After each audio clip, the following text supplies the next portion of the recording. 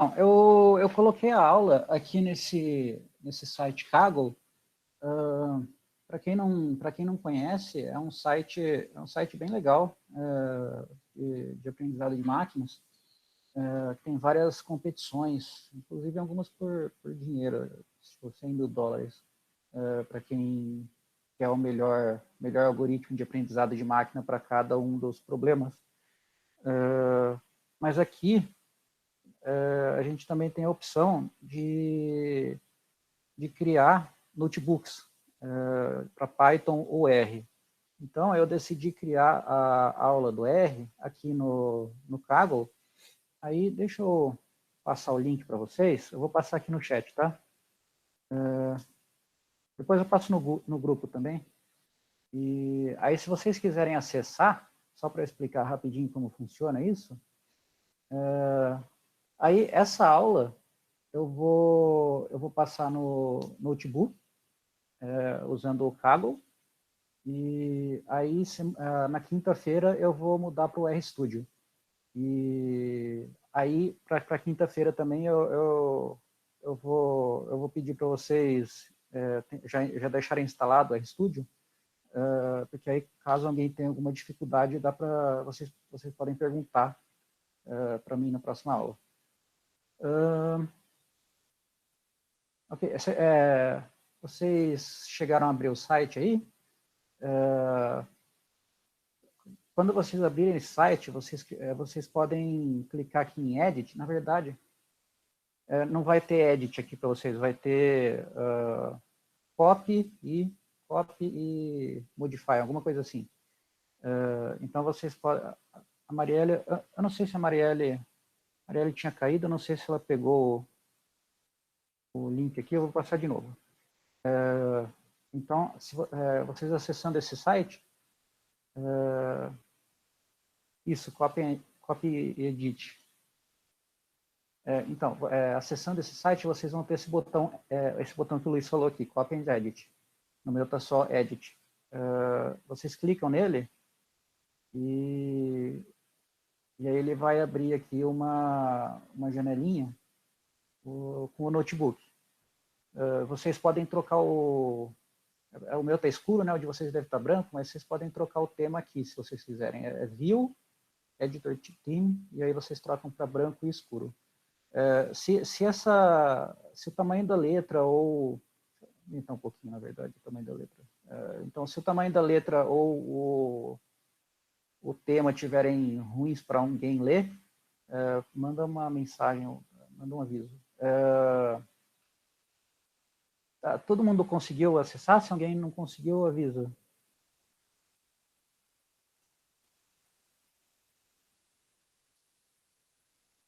Tá.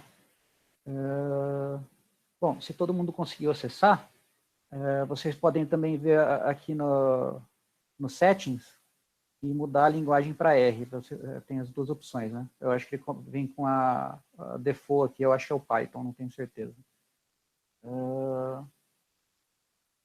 Tá. E aí, para rodar essas células do notebook, vocês clicam Ctrl Enter. Ele vai iniciar uma sessão aqui, se não tiver verdinho, ele não está conectado na sessão. Então, aqui, por exemplo, eu vou executar essa primeira célula aqui, Hello World. Aí ele vai ele vai executar esse código. Notem que tem dois tipos de célula aqui. Tem célula de Markdown e tem célula de código. Essas duas as células de Markdown é só para a gente escrever texto. Então, se eu clicar duas vezes nela, eu posso editar o texto. E aí eu executo ela e ela muda o texto que está aqui.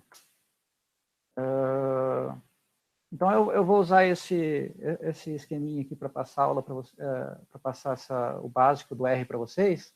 E no final eu vou passar um exercício e um desafio para vocês. Isso, ele entrou agora também, né? Você pode acessar esse site aí para acessar esse notebook que eu vou usar para a aula. E também, depois eu passo uma explicação no grupo do WhatsApp, para quem quiser acessar o notebook, aí fica mais fácil. Então, eu vou explicando e mostrando aqui na minha tela. Então, assim, não tem necessidade de vocês acessarem agora, mas se vocês quiserem, sei lá, brincar alguma coisa aqui com R enquanto eu vou explicando, fique à vontade para mexer no notebook. E não se preocupem com assim, modificar coisa que não deve, porque é bloqueado. O que vocês forem editar é tudo na cópia de vocês. Só tomem um cuidado, ó, que talvez quem não tem conta, quando vocês forem salvar, eu não sei exatamente aonde vai ficar salvo. Se vai ficar salvo em algum arquivo temporário, só tomem cuidado com esse tipo de coisa. Então, quando vocês forem fazer o exercício, se vocês não quiserem criar uma conta, vocês copiam o código que vocês escreverem no notebook, no notepad e salvam, e aí, para não perder o que vocês fizeram. E aí depois vocês podem copiar de volta para cá para salvar, para executar. Alguma dúvida?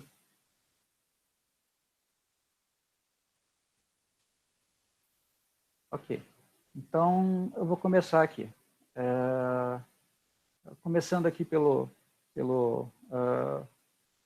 básico do básico, né, para onde todo mundo começa em qualquer linguagem, o Hello World. Então, aqui o print é o comando que vai mostrar na tela ou no console, ou seja lá onde você estiver mexendo no R, no caso aqui no output dessa célula, vai mostrar o conteúdo que está dentro aqui, está sendo passada como parâmetro para a chamada da função. Então, no caso aqui, eu estou pintando Hello World e ele aparece aqui Hello World na tela. E aí, se vocês colocarem qualquer variável aqui, elas vai aparecer o valor da variável. É básico, né? Toda linguagem tem alguma forma de print.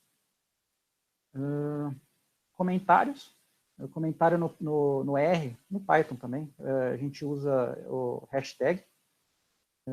E tudo que tiver comentado no código é uma linha que não vai ser executada. E ela serve justamente para fazer comentários. Então, para você explicar a linha do código, explicar o que está acontecendo no código, documentar o seu pensamento quando você estava fazendo aquilo ali. Senão, algumas coisas para decifrar depois fica difícil se não tiver comentário. Então, se eu executar isso aqui, vocês vão ver que esse comentário foi ignorado e só esse print foi executado. Ok. Se alguém tiver alguma dúvida em algum momento, pode mandar mensagem que eu tô lendo aqui. Atribuição de variáveis. Então, uma variável vai... o print não precisa ser uma string. O print pode ser qualquer coisa. Ele pode ser um número, ele pode ser uma variável. Então, por exemplo, ali tem var igual a 1, pode ser uma variável. Então, aí ele vai printar o valor que está dentro, que está guardado dentro da variável. Aí eu vou explicar a variável agora.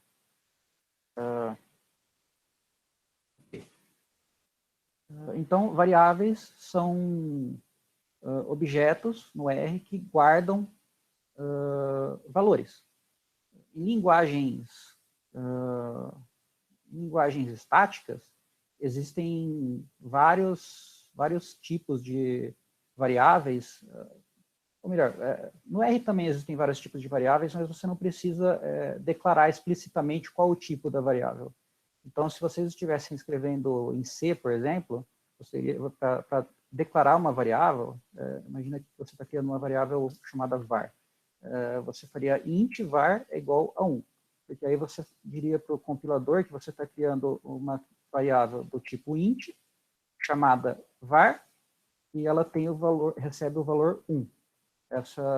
E a gente tem que declarar o tipo da variável, porque elas têm, cada tipo de variável é guardada em um tamanho diferente de memória. Então, um int usa 4 bytes. Um float Agora não lembro quanto o float usa, acho que ele usa 8 bytes? Ou o double, que é isso? Eu não estou bem lembrado quanto o float usa. O char usa 1 byte. Então, dependendo do 1 byte, seriam 8 posições na memória, né? 8 bits.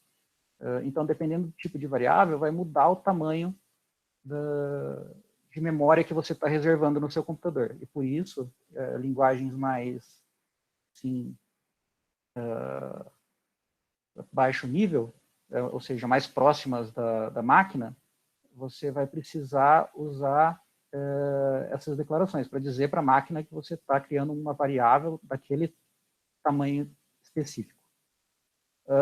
Mas no R, o R é uma linguagem de alto nível. Agora eu estou confundindo, não sei se alto nível é mais longe da máquina, né? O baixo nível é mais... Exato. Eu não sei se estava confundindo os dois, mas beleza, é isso. Então, R é uma linguagem de alto nível. Ela é uma linguagem assim, ela tenta se aproximar. Beleza, a float é 4 bytes, o double é 8 bytes. Então, a R ela tenta se aproximar da forma como a gente... Ele tenta simplificar a programação. Né? Como o C é muito assim, verboso, e às vezes para fazer algumas coisas simples você precisa escrever muita coisa, dependendo do código que você vai fazer, dá trabalho. O C é mais rápido, lógico. O C é muito mais rápido, mas ele é assim, só para vocês terem uma noção, ele pode chegar tipo, a ser 200 vezes mais rápido. Mas o R ele tem a vantagem de ter bem menos sintaxe para você escrever o código. Então, por exemplo, aqui, quando eu for fazer uma variável, eu vou fazer assim, eu coloco o nome da variável, eu faço a setinha indicando que é uma atribuição, cachorro latindo aqui na rua, a setinha indica que é uma atribuição, e aí eu passo o valor que eu vou guardar nessa variável. E ele vai detectar automaticamente pelo tipo do objeto que eu estou passando na atribuição, qual o tipo essa variável deve ser. Então, no caso aqui, eu estou passando o valor 1, então ele já vai saber que essa variável vai ser do tipo numérico, inteiro ou double. Eu poderia passar aqui, então se eu fizer isso aqui, ele vai atribuir 1 e printar, mas eu posso atribuir qualquer nome de variável, qualquer tipo de variável. Então, eu posso colocar aqui, por exemplo, uma string, né? Ou no caso aqui, esse tipo de variável é guardada no R no tipo caractere. Uma string seria um conjunto de caracteres.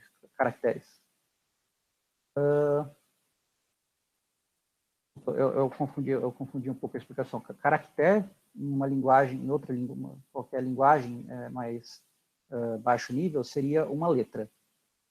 Em C, ela, na verdade, é assim, com aspas. Mas o R não existe essa distinção. Para o R é tudo caractere.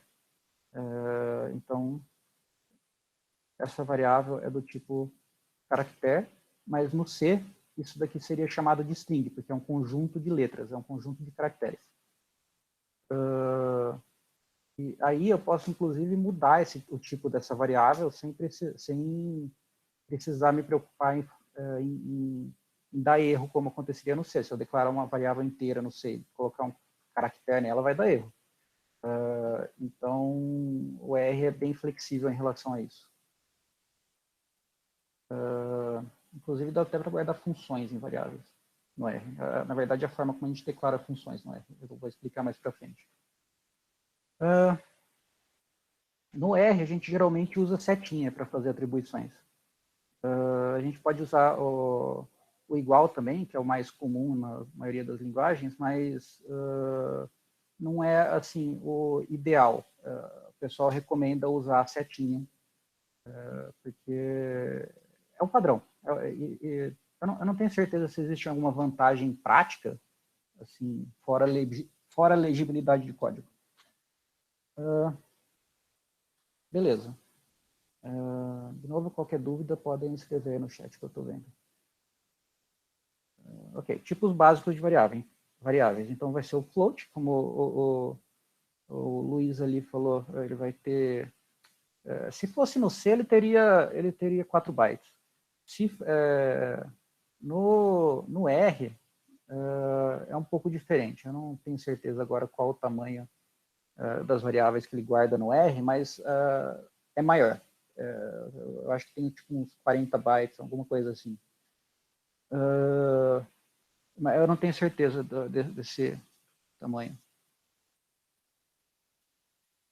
O Paulo falou que se não usar a seta, usar o igual aqui ao invés da seta, pode acontecer algum conflito com outros tipos de atribuições. Eu não tenho certeza quais seriam esses tipos de atribuições, mas depois vocês podem dar depois eu vou dar uma olhada, na verdade. Ok. Beleza. Então é tipo float, que vai ser o tipo padrão de variável no R. Melhor, o tipo padrão de variável numérica no R. Então, se eu colocar aqui qualquer número, e na verdade vai ser o double, né? Que é o float, só que uma quantidade maior de bytes. Uma quantidade maior de bytes significa que você consegue guardar mais informação e, portanto, um número maior, um número com mais decimais. Então, o double no C ele teria 8 bytes e o float 4 bytes. Então, no R, o padrão, quando a gente coloca qualquer número aqui, qualquer valor, ele vai criar uma double. Object size, vamos ver então qual que é o tamanho dessa var. Object.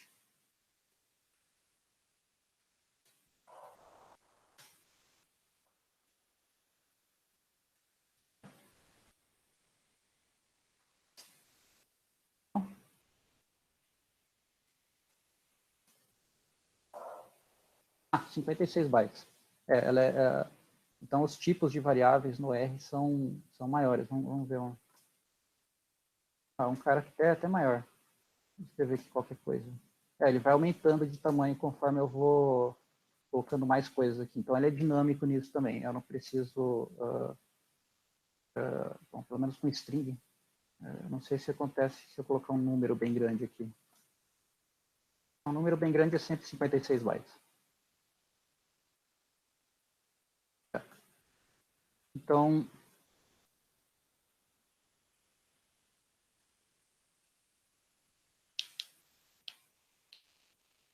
ok. Ele usa 40 bytes para armazenar qualquer objeto e depois vai aumentando conforme a gente vai colocando mais coisas no objeto. Beleza. Obrigado, Luiz. Então tá. Então, o tipo padrão de variável no R é double. Deixa eu montar aqui, inclusive. Double. O float, né? Maior que float. Aqui é o nome, float é o nome mais comum utilizado. Float significa ponto flutuante, né? Um valor que tenha casas decimais. Então, 10.1 é um float. No caso aqui, se fosse no Python isso, se a gente colocasse 10, ele colocaria essa variável num inteiro, uma variável do tipo inteiro. No R, se a gente colocar o 10 sem um ponto zero ou com um ponto zero, ele vai sempre criar uma variável do tipo float. Beleza. Então, tem variáveis inteiras, que são números inteiros. E aí, se a gente quiser criar um número inteiro no R, aí a gente usa integer, que a gente chama isso de cast. A gente está fazendo um cast de um tipo de variável, que é o double, para uma variável do tipo inteiro. E aí, se a gente executa isso aqui, ela vê que o tipo da variável é tipo Então, se você quiser uma variável do tipo inteiro, a gente usa esse integer aqui. Aí vai dar um cast da variável. Aí, variáveis do tipo caractere são o mais comum utilizado assim, em outras linguagens seria strings, porque elas são um conjunto de letras, né, um conjunto de caracteres. No R ele não faz essa distinção, porque na verdade o R é tudo vetor. Eu vou explicar isso mais para frente depois. Então, qualquer variável entre aspas, ela vai ser o tipo caractere. Ela vai ser uma palavra, uma frase, ou qualquer conjunto de letras ou números, se vocês quiserem colocar números aqui. Mas ela não tem assim um valor numérico. A gente não consegue fazer uma soma de um caractere com outro caractere. Na verdade, eu não sei se a gente consegue somar. Acontece. Que dá erro. Então, a gente não consegue fazer operações de soma com esses dois. Eles não têm um valor numérico igual como se a gente estivesse somando dois números. Ou dois doubles aqui, seria o caso. Né? Tá. Então, a gente não consegue fazer somas, mas a gente consegue fazer outros tipos de operações entre strings. Ou caracteres. A gente consegue fazer, a gente pode concatenar, então a gente passa, tem essa função paste, e ela vai concatenar duas strings. Então, se eu chamar aqui paste e executar, ela concatena essas duas strings em uma string só. Só uma observação aqui, escrever string com aspas simples ou aspas duplas, dá na mesma, no R. A única coisa que tem que tomar cuidado é que se você quiser fazer uma string no meio, ou melhor, colocar aspas no meio da string, aí se você colocar ela do tipo contrário, você consegue. Então, se você colocou aspas simples para denotar o começo e final da string, se você colocar aspas duplas aqui no meio, você consegue... ela não vai sair da string. Agora, se você colocar aspas simples aqui no meio, aí ela sai da string, tá vendo? E aqui, quando você usa aspas duplas para denotar a string, é o contrário. Aí você pode usar aspas simples para colocar no meio da frase. Ou você pode só colocar essa barra invertida aqui, que aí você consegue também permanecer dentro da string. Essa barra invertida significa literal. Está literalmente querendo colocar esse caractere dentro da string. Mas isso não vem tão ao caso. Tá, então o paste vocês conseguem concatenar strings. Se vocês quiserem colocar algum separador entre uma string e outra, vocês podem usar esse parâmetro sep. E aqui vocês colocam uma string que vocês querem que separe essas duas strings. Então, aqui no caso, se eu executar isso, eu vou colocar uma vírgula e um espaço entre a string 1 e a string 2. Como padrão, esse sep recebe como argumento um espaço comum. Isso daqui é o padrão. Então, se eu executar isso aqui, vai ser igualzinho de cima. Se eu colocar... Aí eu posso colocar qualquer outra coisa aqui que ele muda o padrão. Beleza. Então, aí tem o paste zero, seria um atalho para fazer isso aqui, ó. Sep igual a uma string vazia. Uma string vazia, uma string com nada dentro, né? Nenhuma letra dentro da string. Porque aí ela não coloca espaço entre ela não usa o espaço como default melhor, fiz errado. Seria igual a fazer isso, né? Paste zero. Então, se eu fizer o paste com o separador igual a uma string vazia, ele não vai colocar espaço. Se eu fizer paste sem esse argumento, ele vai colocar espaço. Se eu colocar paste zero, aí é a mesma coisa de fazer o sep igual a uma string vazia. Tá. Agora tem o tipo o boolean. Tipo boolean é o tipo de variável em C. O boolean ela tem 1 byte, eu acho, ou 1 bit. Um bit não tem como, porque ela tem que indexar byte a memória indexa byte a byte. Então, no C ele guarda um boolean como um bit, como um byte. Porque o Booleano ele só consegue assumir valores de 0 e 1. Então, você não precisa de muito espaço de memória para guardar essa informação. Você precisa de um bit. E isso daqui serve para você fazer operações lógicas. Isso é uma variável binária do tipo 0 ou 1. E ela serve para fazer operações lógicas e também ela pode ser usada em condicionais. Então, você pode ter o caso que eu vou explicar mais para frente, você pode ter, se tal coisa for verdade, então executa esse pedaço de código. É o principal uso para esse tipo de variável, true ou para boolean, né? Aí tem o true e o false. O true ele é 1 e o false é 0. Na verdade, se você colocar qualquer valor diferente de 0, colocar 2, ela também considera como true. Só para explicar rapidinho isso que eu estou querendo dizer, se você colocar if 2,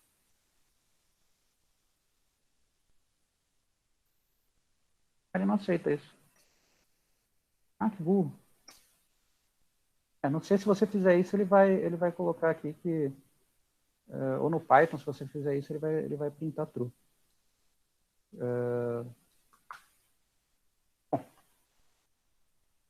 Ou vai? Acho que vai, é para aí.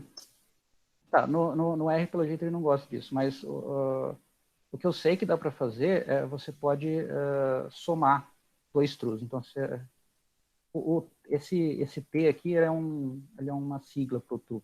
E uma sigla, o false seria uma sigla, o F seria uma sigla para o false. Se você somar dois T's, ele vai dar 2. Então, o T tem valor 1. Se você somar um T com F, ele dá 1. F é 0.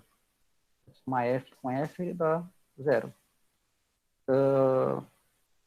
E se eu subtrair aqui, também dá 0.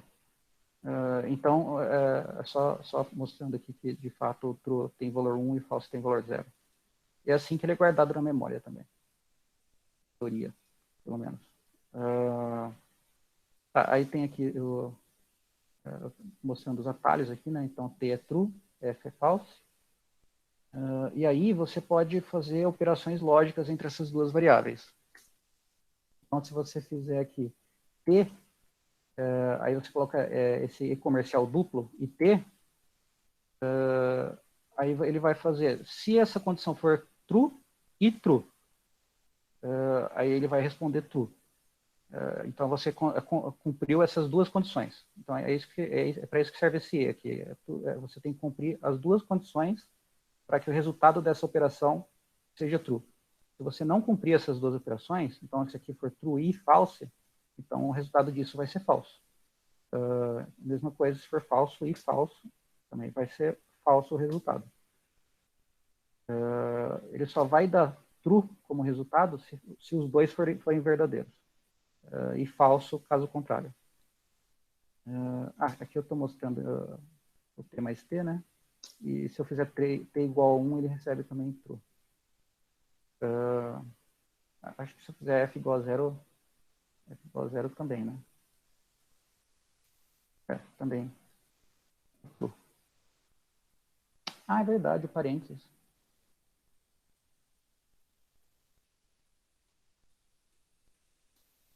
Beleza. Então, se você colocar 0 aqui,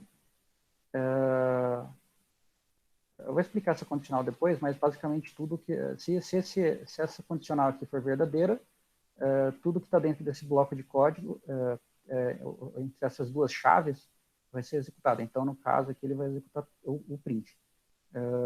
Então, se eu colocar true aqui, ele executa o print. Se eu colocar falso, ele não executa o print.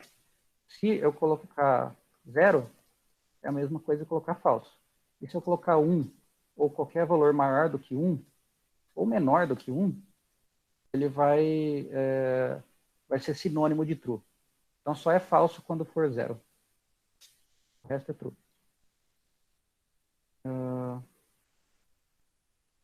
Ok, então, Agora eu vou falar de operadores. Ué, peraí. Peraí, rapidinho. Faltou uma parte ali. Eu ia falar.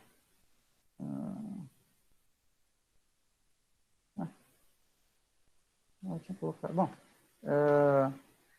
tem também uma outra.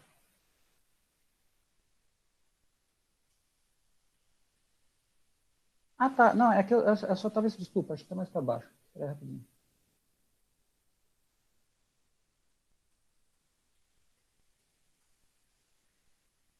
Ah, tá aqui embaixo. Desculpa.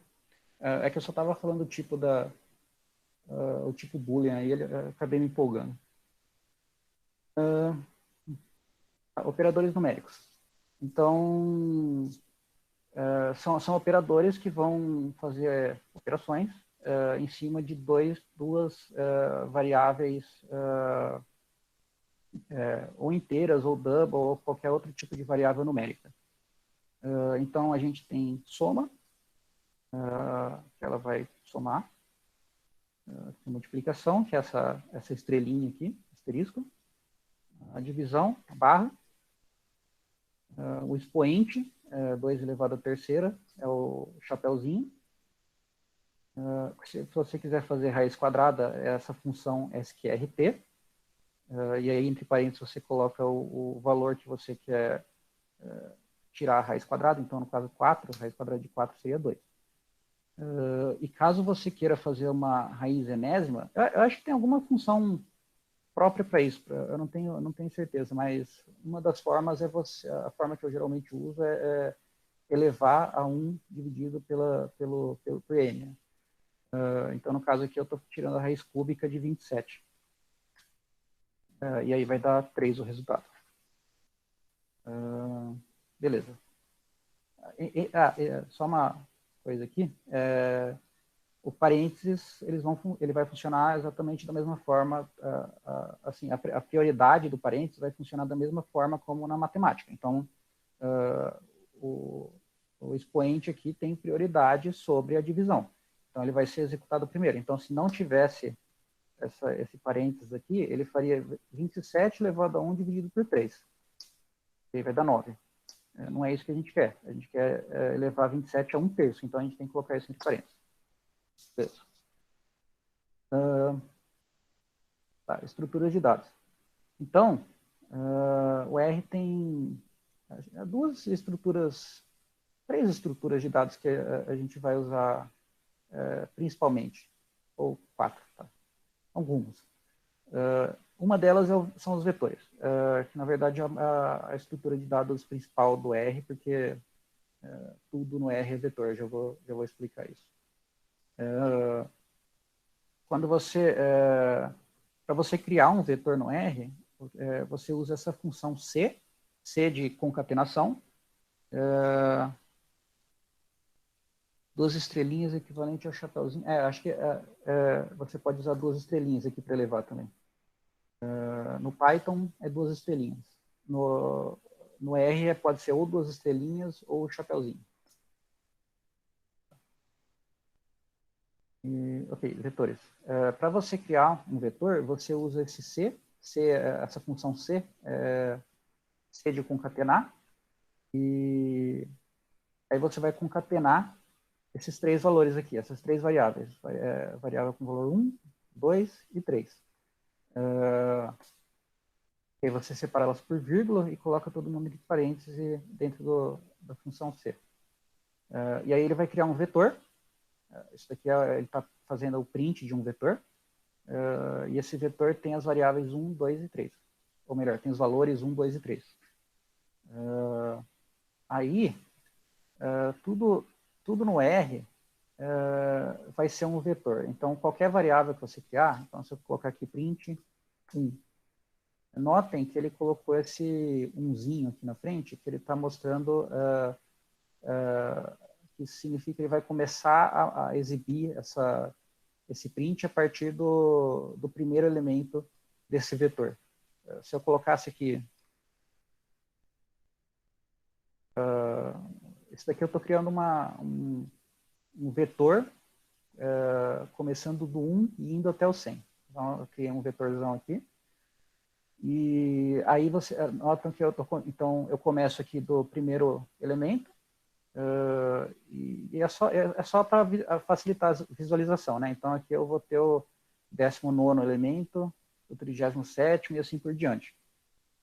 Então nessa linha eu sei que vão ter 18 elementos, e essa linha vai começar a partir do 19º elemento. Então, se eu faço print de um 1 sozinho, sem colocar ele dentro de vetor, vocês vão notar que ele também aparece esse índice. É porque esse 1, ele é guardado na memória do R como um vetor.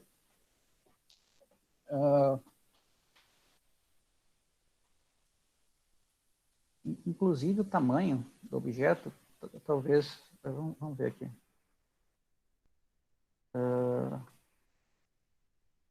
O tamanho do objeto não dobra, tá vendo? Se você colocasse, se você tivesse um 1 sozinho aqui, ele teria 56 bytes, né?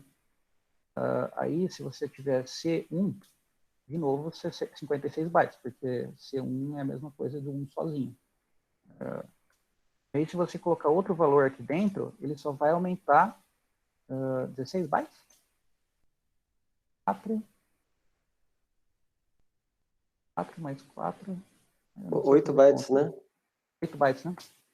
Então é exatamente o tamanho do double, né? Você escreveu lá. E aí, se você for colocando mais elementos aqui, ele vai aumentando de... Ou não, de 8 em 8 bytes. Às vezes ele não. Às vezes ele aumenta, às vezes ele não aumenta, né? Então aqui, 80 bytes em 4. Se eu colocar mais um, ele aumenta direto 96. Ele pulou 16 bytes. Mas aí se eu colocar outro, ele não aumenta. Eu não sei. Estranho. Ele faz do jeito que ele quer.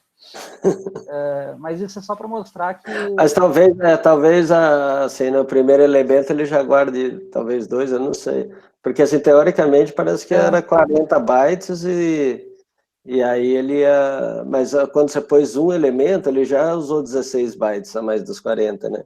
Sim, talvez seja alguma questão de performance ou para não ficar realocando memória. Então, pode ser. Mas isso aqui é só para mostrar que todo objeto no R é um vetor. Então, ele vai ter toda a estrutura, esse 1, essa variável 1, ou se vocês preferirem que eu escreva assim, variável 1, para ficar mais claro que isso é uma posição na memória. Se eu alocar essa variável 1, ela vai ter um tamanho de 56 bytes. Então, ela vai ter aqui 16 bytes, né? Porque o Luiz tinha falado que era 40 bytes o tamanho base. E os outros 40 bytes, eles são todos de funcionamento interno do R. Eu não sei exatamente o que guarda lá, mas eles fazem parte da estrutura do vetor, né? Então, todo vetor vai ter essa estrutura de 40 bytes. Aí, se você for adicionando variáveis, ela vai aumentando o tamanho desse vetor. E o tamanho base vai ser 56, que é uma variável com um elemento no vetor. Ficou claro, né? Qualquer dúvida, vocês escrevem aí. No vetor também, a gente só pode guardar um tipo de variável. Justamente porque, se você for pensar nas linguagens de tipo estático, vocês não podem colocar um caractere em uma variável que é inteira. Então, se eu fizesse isso aqui, int var recebe um caractere A. Isso aqui vai estar errado. Ele não vai dar erro, tá? Não sei, só para ficar claro, ele não vai dar erro, mas ele vai guardar vai converter essa variável para o tipo inteiro. Mas enfim. Agora não tenho certeza se vai dar erro, faz tempo que eu não mexo com você. Mas só para vocês terem uma noção do porquê que isso acontece, o int ele tem 4 bytes. Ou um double aqui no caso, né, que toda variável é double, ele vai ter 8 bytes. E você não tem como guardar uma variável que teria, sei lá, tamanho 1 byte num vetor que foi criado para guardar variáveis de tamanho 8 bytes. Só para eu pensar aqui, tem alguma coisa que eu posso desenhar que seja fácil? Alguém conhece algum site de desenhar? Não.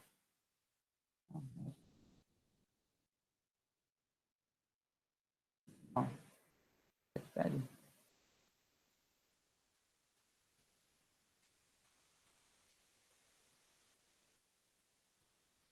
Ok.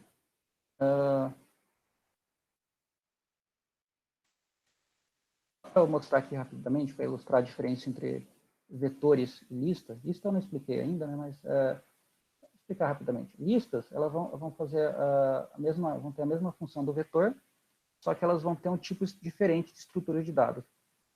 Elas não precisam ter um tamanho fixo para cada elemento. Então, aqui no caso, eu posso criar uma lista e colocar uma variável do tipo double, double, e aí caractere. Elas não precisam ter o mesmo tipo de elemento. Inclusive, acho que se eu fizer aqui size var, eu tenho 312 bytes. Se eu colocar aqui 1, 2, 3, 248 bytes, significa que ela guardou 3 vetores dentro da lista. Então, ela é bem menos econômica assim, em questão de memória do que o vetor, só para começar, né? E como ela guarda todo o objeto, então ela consegue guardar vários tipos diferentes de objeto também. E aí, só para eu explicar rapidinho a diferença entre a estrutura de dado vetor e lista, no R não tem tem diferença essas duas estruturas, mas não tem tanta diferença como em outras linguagens.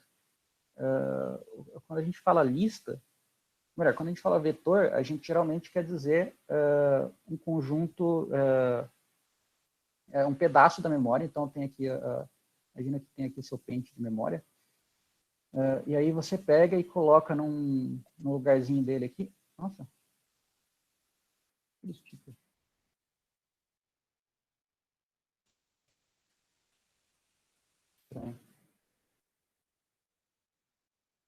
Bom, você coloca aqui você coloca aqui um pedacinho de memória dele. Se você fala para o C que você está criando um vetor, ele vai alocar um espaço de memória no seu computador, e ele vai dividir esse espaço de memória entre vários pedacinhos do mesmo tamanho. E esses pedacinhos vão ter o tamanho da variável que você quer guardar lá. Então, por exemplo, se você quiser guardar um inteiro lá, ela vai ter tamanho de 4 bytes. 4 bytes. Então, esse tamanho precisa ser fixo. Se você colocar outro tamanho aqui, quando você for procurar esse elemento na memória, bom, o jeito que o C encontra esse elemento, ele vai fazer o seguinte: ele vai guardar o endereço dessa posição aqui, ele guarda o endereço, e aí você pede, tipo, var 4. Var 4. Então, você está querendo acessar o quarto elemento desse vetor. Eu vou indexar a partir do 1, tá? Então, você está procurando o quarto elemento desse vetor. Então, você vem aqui, o C vai vir aqui e vai somar 4 no endereço inicial desse vetor e vai pegar esse valor. Então, ele vai somar 4 e multiplicar por 4 bytes, né? Desculpa. Ele pega 4 bytes, multiplica por 4 e aí ele vai saber que esse endereço aqui é o endereço de memória que tem o valor que ele quer. Então, se você colocar outro tipo de variável aqui, se você colocasse um caractere, ele ia pegar um valor de uma posição de memória inválida. É por isso que você só pode ter um tipo de variável dentro do vetor. Elas têm que ter tamanho fixo.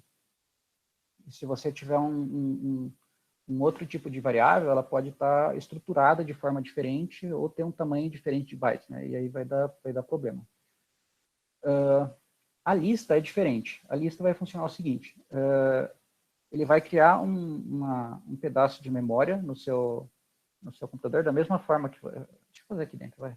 Você vai criar uma posição de memória aqui, e essa memória vai ter duas posições.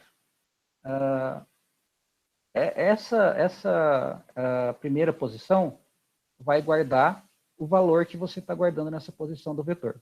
Então, da mesma forma que você fez aqui, então cada posiçãozinha dessa teria um valor, né? Valor V. Vou aumentar um pouco isso aqui. Então, cada posição da memória teria um valor V aqui. Da mesma forma, uma lista, ela vai criar uma posição na memória que vai ter um valor V. E na segunda posição da memória que ele criou, ele vai colocar um endereço. Esse endereço ele vai começar vazio, tá? Então, você acabou de criar uma lista, você colocou um valor V dentro dessa lista, e só isso. Tem uma lista agora lá com um valor 10 dentro. Então, seria o equivalente a fazer isso aqui no R. List 4. Então, você está guardando o 4 dentro dessa posição aqui do V. Aí, imagina que agora você quer adicionar outro elemento dentro dessa lista. O que você vai fazer... No R talvez não funcione exatamente dessa forma, tá, internamente, mas esse é o motivo das listas existirem. O que você vai fazer essa segunda posição de memória vai receber o endereço... Bom, desculpa, você vai criar... Se você quer inserir outro elemento, imagina que você quer inserir um elemento 6 aqui. Aí você vai criar uma outra posição na memória, você vai colocar o 6 dentro dela aqui na posição do valor, vai ter outro endereço aqui, esse endereço vai estar vazio, e aí o que você faz é ligar, fazer esse endereço da primeira posição de memória, apontar para o endereço da segunda posição de memória. E para que serve isso? Como vocês podem ver aqui, se você estiver usando um vetor, você tem que alocar um pedaço inteiro da memória de uma vez. Você não pode ir alocando pedacinhos e pedacinhos. Então, se você quiser criar outro vetor, um vetor maior, por exemplo, quiser aumentar o tamanho desse vetor, você vai ter que criar ele inteiro de novo. Eu imagino aqui que você tem um outro tipo de variável aqui, ó. Imagina que você tem um outro tipo de variável aqui. E aí, você quer aumentar o tamanho desse vetor. Você não pode colocar aqui, porque se você colocasse aqui, você estaria sobrescrevendo essa variável. E aqui do outro lado, você poderia ter o mesmo caso. Então, você tem que pegar esse vetor inteiro e criar ele de novo em outra posição de memória. E isso é custoso, essa alocação de memória. Então, nesse caso aqui de listas, você não precisa deletar essa memória passada e você pode só ir adicionando pedacinhos novos de memória para guardar os valores que você quer.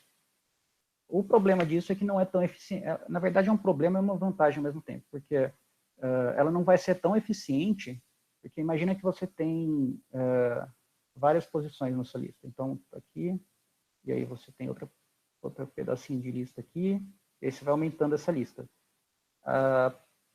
Agora, para o computador encontrar esse último valor da lista, imagina que você quer encontrar a posição 4 aqui da lista. Você não vai poder fazer igual você fez no vetor, que você vai acessar direto a posição 4 da lista. Ou seja, multiplicar o 4 aqui, 4 bytes, por 4, e aí você vai encontrar direto o endereço dessa posição da lista. Não. Na lista, você vai ter que encontrar o primeiro endereço aqui, aí você vai ter que ver o endereço do segundo elemento. E aí você vai no endereço do segundo elemento. E no segundo elemento, você vai encontrar o endereço do terceiro elemento. E aí você vai para o terceiro elemento. E aqui você vai encontrar o endereço do quarto elemento, e aí você vai conseguir encontrar o quarto elemento. Então, enquanto nesse caso aqui do vetor, você encontrou esse endereço em uma operação, uma operação de multiplicação, né? No caso da lista, você vai fazer 4 operações para encontrar o quarto elemento. A vantagem disso é que você vai conseguir guardar tamanhos diferentes de variáveis dentro desses pedacinhos de memória. Então, você pode criar um outro pedacinho de memória aqui que tem um espaço maior para guardar os valores. E aí você pode guardar uma string aqui dentro. Ou qualquer outra coisa. Tá, mas isso tudo foi só uma explicação para vocês terem uma base boa da diferença entre vetores e listas, porque eu acho que é uma coisa que o pessoal geralmente ignora quando vai mexer na linguagem de programação, e eu vejo isso como bem importante. E aí, beleza. Então, listas, elas vão ter tamanhos maiores no R, porque elas estão guardando um conjunto de vetores. Cada vetor pode ter, na verdade, você pode ter também, assim, um vetor mesmo, né, com vários elementos dentro do vetor. Ou você pode ter um vetor individual, ou você pode ter vetores de tipos diferentes de variáveis. Então, aqui eu guardei um vetor que tem 3 valores dentro dele, tem 1, 2 e 3. Aí, na segunda posição dessa lista, eu guardei o vetor 2, vetor de tamanho 1, né? Tudo é vetor. E aqui eu guardei um vetor do tipo caractere de tamanho 1, porque ele só tem um elemento. Aí, notem também que quando eu dou print de um vetor, deixa eu ver aqui em cima, ó, colocar em cima. Quando eu criei um vetor aqui em cima, ó, ele ele printou dessa forma, numa linha só. Quando a gente faz uma lista, ele vai mostrar dessa forma. Ele vai colocar em parênteses, em brackets duplos,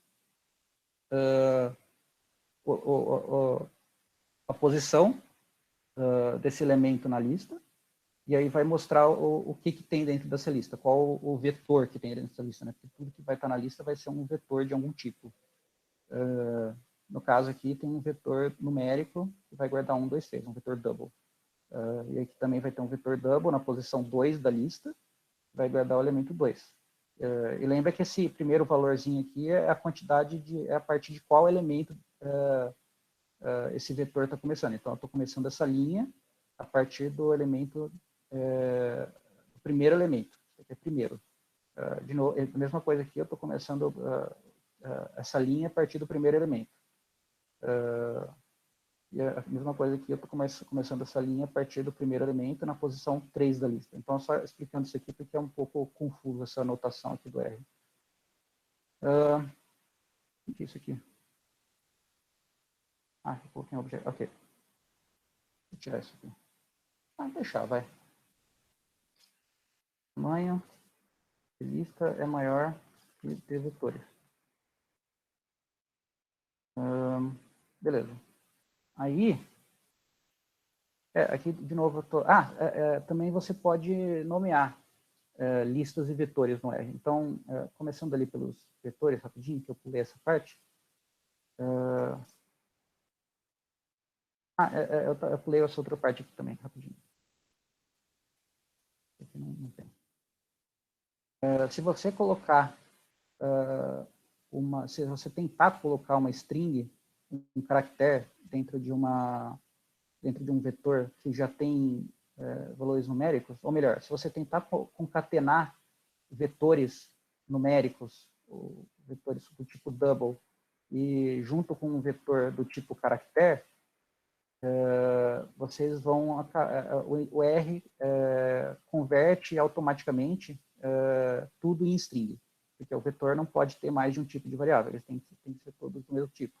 Então, ele vai converter todo mundo em caractere, e aí, se você tentar somar esses valores, você não vai conseguir. Então, deixa eu pegar aqui, se você fizer var... aqui é o jeito que você indexa elementos no vetor, tá? Eu vou explicar isso com mais detalhes. Se você fizer isso aqui, vai dar erro, porque ele converteu para string. Se você tirar esse A daqui, aí ele vira double, e aí você consegue somar o primeiro e o segundo elementos desse vetor. Então, tomem cuidado com isso aqui, que se você concatenar uma string aqui pode dar erro, dependendo do que vocês estão fazendo. Que vai converter o vetor, todos os vetores que estão sendo concatenados. E você também pode nomear vetores, string e listas também. Você pode colocar, ao invés de você indexar por números, igual eu fiz aqui em cima, ao invés de você concatenar por 1 e 2, você pode concatenar, indexar por 1 e 2, você pode indexar por letras ou nomes, né? E aí você consegue acessar esses elementos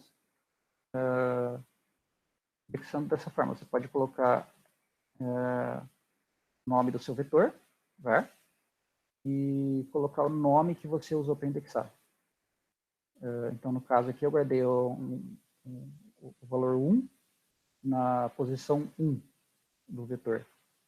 Ou eu posso usar o índice também. Ele vai mostrar, inclusive, o nome aqui dessa posição do vetor. E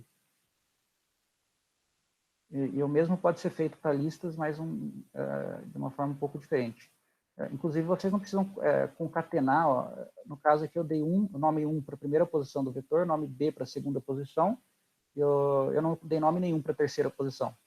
Então, a terceira posição eu teria que indexar usando o 3 aqui. Eu não teria como colocar, eu não tenho nome para ela.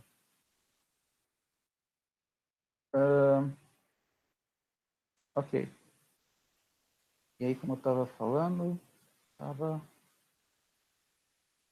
aqui, né? Ah, tá. Então, a lista, a mesma coisa, você pode indexar por nome também. Então, se eu criar essa lista aqui dessa forma, ó, vocês vão ver, eu guardei um vetor 1 na primeira posição, um vetor de caractere na segunda posição, um vetor de número, vetor double na terceira posição, e essa terceira posição eu chamei de A. E aí vocês vão ver que em vez de usar um número aqui, double bracket e número, ele vai usar um cifrão e o nome da chave que você está usando aqui. A gente chama isso de chave. E aí você pode indexar essa lista usando esse cifrão.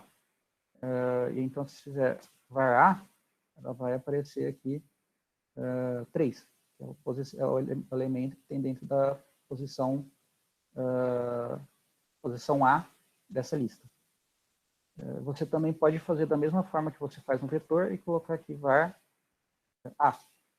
E aí ele vai encontrar esse elemento A, esse elemento 3 que está na posição A. Notem também que se você usar um bracket, ele vai retornar um pedaço da lista. E se você usar 2 brackets, ele vai retornar o elemento em si. Eu vou explicar isso melhor depois.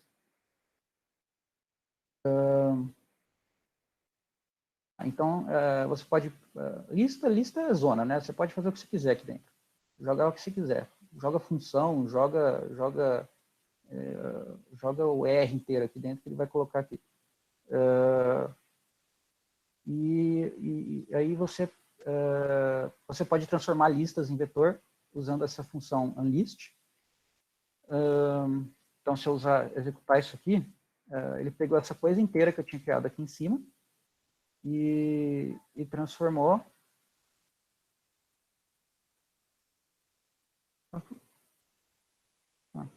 ela pegou essa lista aqui e transformou num vetorzão.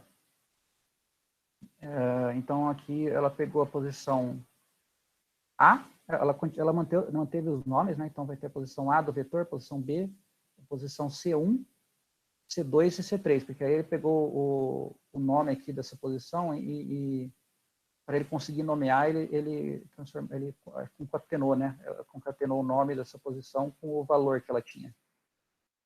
É com o valor que ela tinha? Vamos ver. Não, não é com o valor que ela tinha, não. Ela só colocou, foi só coincidência mesmo. Pode ter qualquer valor aqui, tá? Ela vai continuar chamando de C1, C2 e C3. O primeiro C, segundo C, terceiro C. Se eu não tiver nome, não sei o que faz, vamos ver. Ele só mantém esse nome. Então, ele triplicou o nome C aqui, colocou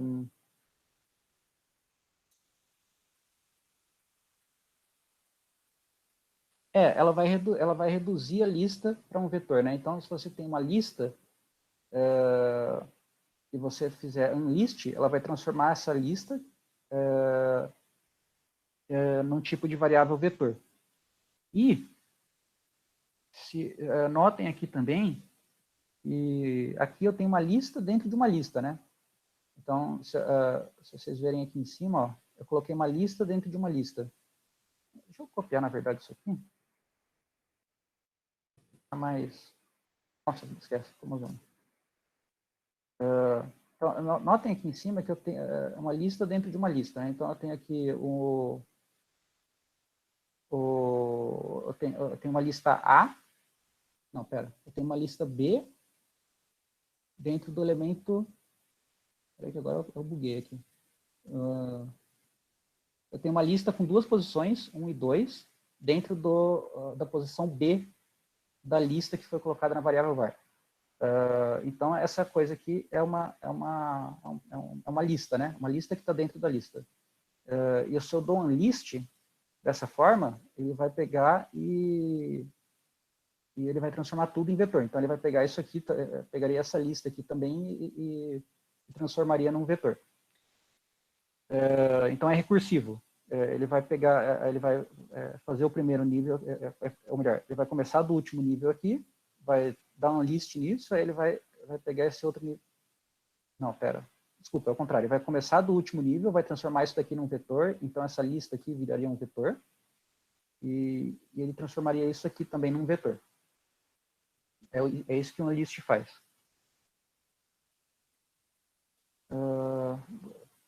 Eu não sei, Spark. Talvez num data frame, eu não tenho certeza. Mas esse é o uso que eu conheço para esse comando unlist, função unlist. E aí, se você não quiser que ela faça um list recursivo, você pode usar esse parâmetro recursive igual a falso. E aí, se você fizer isso, ele vai... eu falei ao contrário aqui, né? Tá. O recursive igual a falso, ele vai dar unlist só no nível assim mais profundo da sua lista. Então, ele vai pegar a lista mais profunda aqui, que seria o caso... melhor, a lista mais aninhada, né? Seria o caso aqui, essa lista de dentro, esse elemento C. Aí ele vai dividir esse C em 3 elementos, mas notem aqui que está diferente, né? Quando eu dei uma list recursivo e uma list não recursivo, ele imprimiu esse unlist aqui como um vetor, e esse unlist aqui ficou no formato de lista, no formato de exibição de lista, e aí ele pode ser indexado pelo cifrão. Notem também que quando você tem um vetor, você não consegue indexar um cifrão. Então, se eu fizer aqui cifrão A, eu dei um list no var, né? Então, agora isso aqui é um vetor. E se eu tentar indexar esse vetor com cifrão A, ele vai dar erro.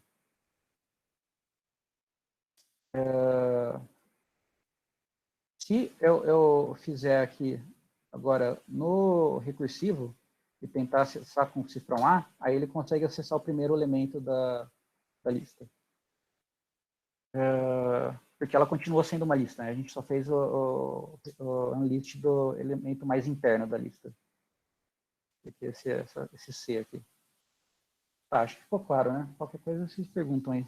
Vamos ver o que vocês estão escrevendo aqui.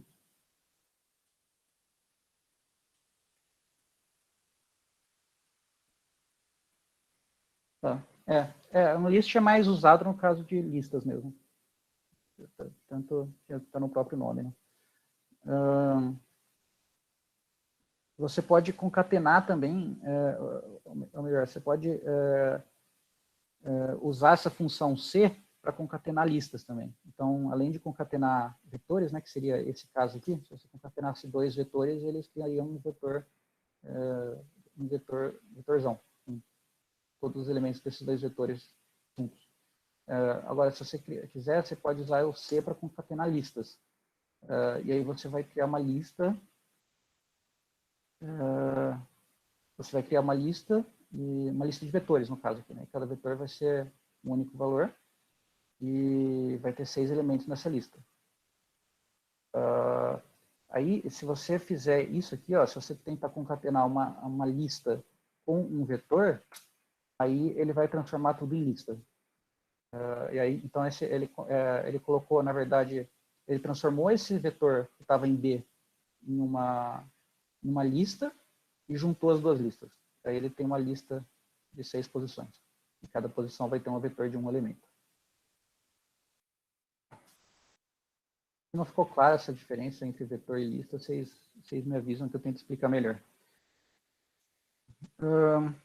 Beleza. Matrizes. Então, matriz é uma forma de você... matrizes podem ser...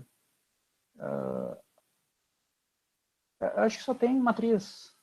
Eu não lembro agora como é que faz matriz... desculpa, array multidimensional, assim, mais de 2 dimensões no R. Mas se você quiser um array com 2 dimensões, uma matriz, né, você pode fazer dessa forma. Você chama essa função matrix, e no primeiro elemento você vai colocar um vetor com todos os elementos que você quer que tenha na sua matriz listados de coluna em coluna, né? Então você vai começar aqui na primeira coluna, 1, 2, 3, 4. Essa ordem de elementos. E aí aí você vai colocar o número de linhas e o número de colunas que você quer na sua matriz. E aí ele vai gerar essa matriz aqui para você. Agora, falar de acessar elementos por índice. Então, se você tem uma lista ou um vetor, você vai acessar os elementos deles de formas semelhantes. Não idênticas, semelhantes. Então, aqui eu tenho um vetor com 3 posições, e se eu quero acessar o terceiro... deixa eu dar um print nisso aqui, porque... Aqui ele mostra de forma diferente, tá vendo? Ele não mostra aquele índicezinho, se eu faço só var 3 sem o print, ele não mostra esse índicezinho indicando que é um vetor. Então, aqui eu tenho um vetor com 3 elementos, e aí eu quero pegar o terceiro elemento desse vetor, indexando sempre a partir do 1. Então, esse daqui vai ser o primeiro elemento, esse aqui o segundo elemento, esse aqui o terceiro elemento. Não, peraí.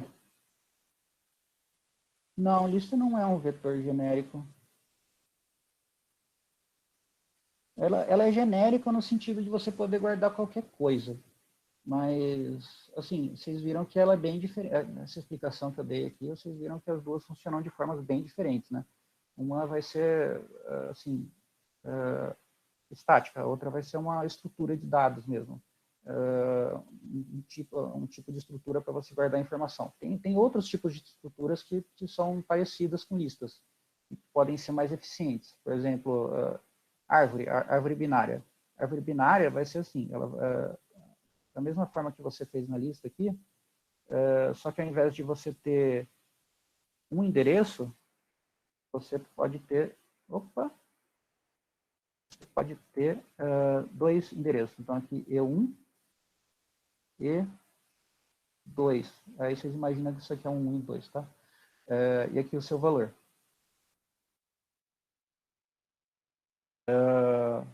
E aí na árvore binária você vai fazer o E1 ligar para outra caixinha dessa.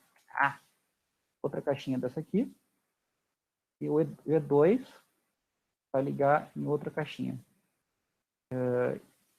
Todas as caixinhas no mesmo formato aqui, né? Elas podem mudar o tipo da variável do valor. Então ela vai guardar 2 endereços. 2 posições de memória. E aí você pode usar isso aqui, por exemplo, para fazer uma busca binária. Imagina que você está tentando encontrar um valor numa árvore binária que está ordenada. Então você sabe que, então, por exemplo, eu guardo esse primeiro elemento aqui, eu coloquei 0. Esse segundo elemento eu coloquei 3. Esse terceiro elemento eu coloquei 6. E aí você quer usar essa árvore binária para fazer uma busca. Você quer buscar o elemento 6. Você quer saber se o 6 existe nessa árvore. Então, você vai olhar aqui. Você olhar aqui na primeira posição, você vai ver o 3. Aí você vai ver, o elemento que eu estou procurando é o 6. O elemento que eu estou procurando é o 6. O 6 é maior que 3, então ele está na direita. Então eu vou procurar aqui no E2. Se o 6 for menor do que 3, ele vai procurar na esquerda. Então ele vai procurar aqui na posição E2 e vai encontrar aqui o 6. Então ele vai ver, de fato tem um 6.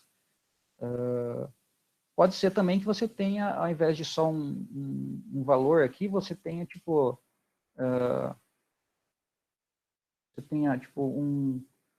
um índice aqui que tem algum valor que você está tentando procurar, tipo um nome. Nome. E aí você está querendo procurar o nome que está guardado no índice de valor 6. Aí você pode usar essa busca binária. Mas eu só estou querendo dizer com isso que vocês notam a semelhança, né, disso aqui com listas. Essa estrutura aqui é uma estrutura mais avançada, né? Essa árvore binária é uma estrutura mais avançada do que essa lista, mas ela é bem semelhante. Enquanto vetores, eles são bem diferentes dos dois. Então, vetores são uma estrutura bem básica do computador. Eles são, assim, eles fazem parte da maioria das linguagens de programação, enquanto listas já são uma estrutura mais avançada. Então, o C, por exemplo, ele não tem o tipo lista. No C, a gente tem que implementar isso aqui. A gente tem que criar uma função que vai alocando esses espaços de memória. Enquanto no Python e no R, a gente já tem esse tipo de lista implementada. Acho que já tem até árvore de busca binária implementado. Inclusive, ele deve usar essas estruturas para deixar mais eficiente a linguagem. Então, esse tipo de variável aqui, listas e árvores binárias e árvores, sei lá o que você quer colocar aqui, são tipos de estrutura mais avançados do que vetores.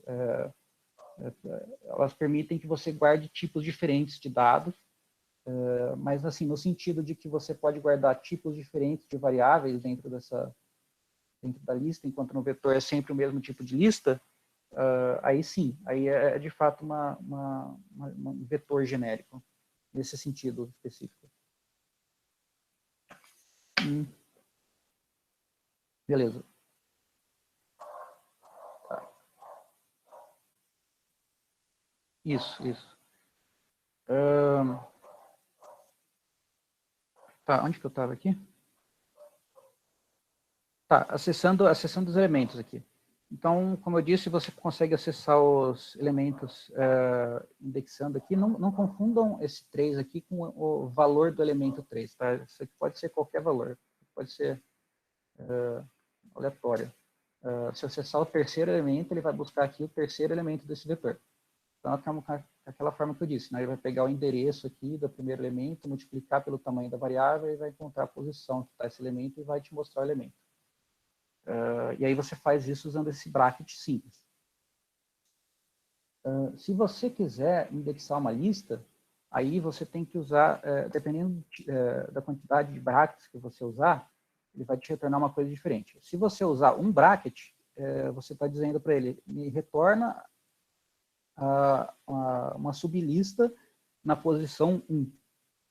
Aí, então, ele vai pegar essa posição 1 da lista para você e vai retornar essa lista para você. Então, olhando nesse desenho aqui, ele pegaria, você quer a primeira posição, o primeiro elemento da lista, né? Ou melhor, a primeira posição da lista. Então, ele viria para você e retornaria isso aqui, ó, tudo isso, essa caixinha inteira. E faria uma cópia para você e mostraria ela para você aqui, ó, primeira posição da lista. Deixa eu comentar isso aqui só para ficar mais claro. Tá.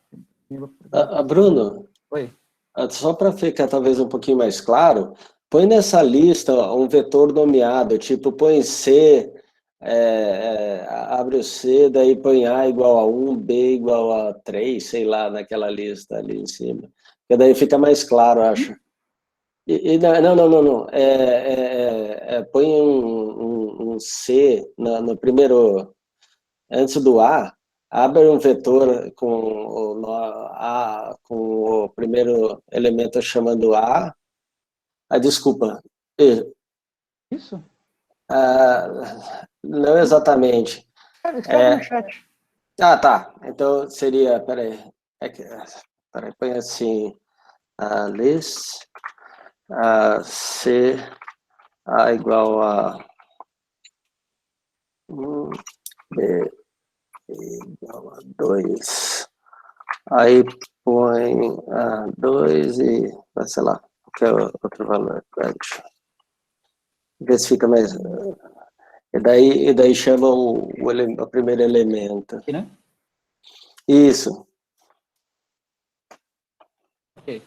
Então, porque daí ele deu um vetor que tem duas posições, a primeira chama A, a segunda chama B. Uhum. Ele traz o todo, né? Só para ficar Tá, claro. entendi o que você quer dizer. Ele vai trazer a... na verdade... Porque o primeiro elemento é um vetor Isso, que é A e B. Uhum. Então, o importante aqui é que ele vai trazer esse 1 junto, tá vendo? Esse índice aqui, e aí vocês viram que quando a gente traz esse índice junto, quando ele mostra dessa forma, é uma lista, né? Ao contrário de quando ele mostra dessa forma aqui. Aí se eu fizer com dois brackets, ao invés de um, aí ele vai pegar o elemento que está aqui dentro. Ó. Aí ele pegou esse vetor aqui que a gente criou agora e vai colocar aqui. Então, ao invés dele pegar essa caixinha inteira, ele vai pegar só esse valor V. Acho que ficou claro, né? Ficou. Aí, a matrizes. Então, eu falei ali em cima, você pode criar uma matriz dessa forma, você coloca no vetor, os elementos são listados os elementos são listados coluna em coluna, né? Então, o primeiro elemento vai à primeira posição da primeira coluna, a segunda posição da segunda coluna, e assim por diante. Bom, o terceiro elemento é a primeira posição da segunda coluna, né? Porque aqui a gente colocou 2 linhas, 2 colunas. Aí, primeiro dar um print aqui nessa matriz. Então, a gente criou a matriz, daquela forma como eu falei. Aí, se eu quiser indexar a matriz, eu posso, se eu quiser acessar aqui, por exemplo, o primeiro elemento, ou melhor, acessar o elemento da linha 1 e segunda coluna. Então, deixa eu deixar a matriz aqui, que fica mais fácil visualizar, né? Então, eu quero acessar esse elemento aqui, é a primeira linha, segunda coluna, é o 3. Aí eu posso colocar aqui M, é o nome da minha matriz, né? M, brackets, bracket simples, porque não é uma lista, e aí 1,2. Então ele vai acessar a primeira linha, segunda coluna. Ele vai pegar o elemento que está lá dentro, esse 3 aqui.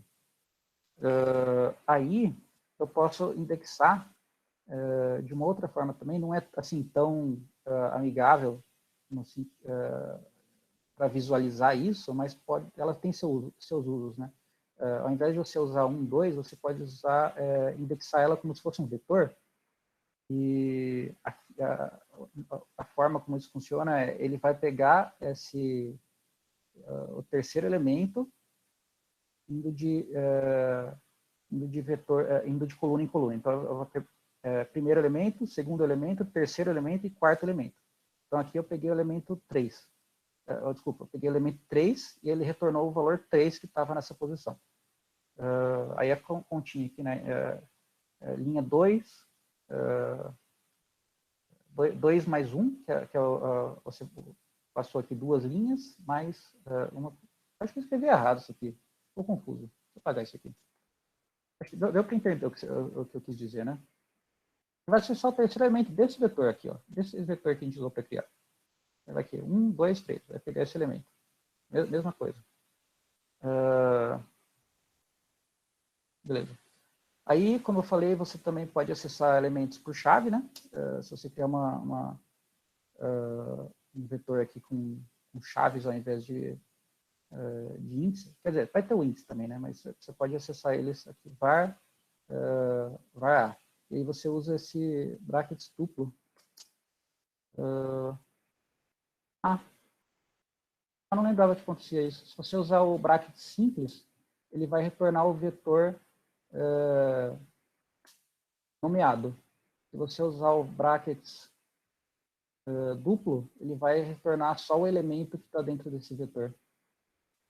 Eu não lembrava que isso acontecia. Mas ok. Se você quiser acessar também o primeiro elemento desse vetor, você também pode. Ele vai retornar aqui. Acho que se você fizer com isso aqui, ele também vai retornar só o elemento, né? E aí, se você usar bracket simples, ele retorna o elemento com o nome dele. Mas é diferente de lista, tá? Ele só vai retornar o nome, mas isso aqui vai continuar sendo um vetor. Se eu fizer type off, continua sendo um double. Não é uma lista. Enquanto se eu fizer aqui na lista, cadê aqui em cima? Type off, var 1.